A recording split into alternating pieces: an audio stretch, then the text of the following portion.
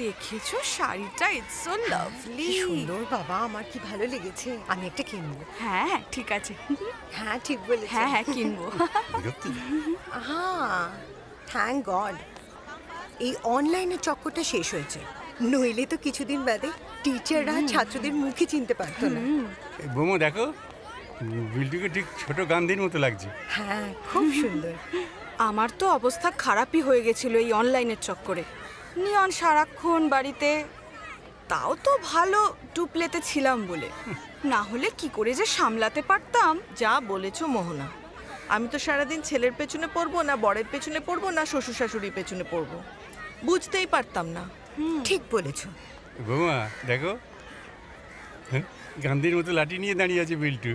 দেখলে কিরকম গায়ে শিহরণ লাগে। আচ্ছা, এবার অনিকেতে প্রিপারেশনটা কিরকম? মানে লাস্ট বার তো খুব একটা ভালো কিছু। আসলে কি জানো তো, আমি সবসময় আমার ছেলেকে বলি যে পড়াশোনাটাই কিন্তু সব নয়, পড়াশোনার সঙ্গে সঙ্গে কিন্তু খেলাধুলোতেও মন থাকতে হবে। দেখো বিরাট কোহলিকে দেখো, ক্রিকেট খেলে কত নাম করেছে। আবার রোনাল্ডোকে দেখো, ফুটবল খেলে কত ফেমাস হয়েছে। ওই জন্য পড়াশোনার সাথে সাথে খেলাধুলোটাও করতে হবে, আর এক্সট্রা ক্যারিকুলাম অ্যাক্টিভিটিসে মন দিতে হবে।